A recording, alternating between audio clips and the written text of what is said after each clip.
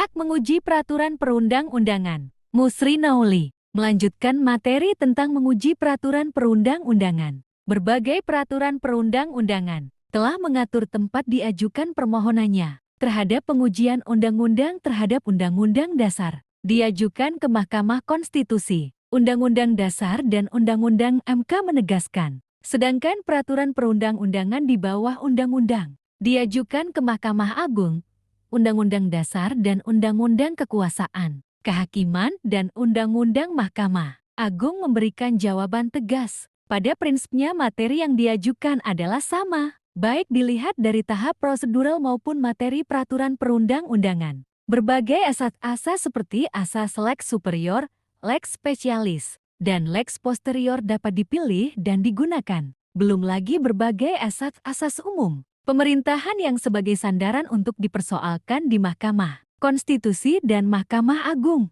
Namun sebelum sampai ke tahap untuk menggunakan asas-asas di dalam mengiris peraturan perundang-undangan yang mau diuji, penguasaan peraturan perundang-undangan juga harus dikuasai. Undang-Undang Nomor 12 Tahun 2011, termasuk peraturan perundang-undangan terbaru yang menyebutkan pembentukan peraturan perundang-undangan. Di dalam literatur sering disebutkan sebagai tata urutan perundang-undangan, atau biasa juga dikenal hierarki peraturan perundang-undangan. Konsep ini kemudian dikenal Grand Norm, lebih jelas diuraikan oleh Hans Kelsen sebagai Staatsfundamental Norm, atau teori Theorie von Steuvenbouw der Rechtsordnung. Secara prinsip Theorie von Steuvenbouw der Rechtsordnung harus mengatur norma fundamental negara Staatsfundamental Norm, aturan dasar negara Staatsgrondgesetz, undang-undang formal Gesetz dan peraturan pelaksanaan dan peraturan otonom, Verordnungen autonome Satzung, mekanisme.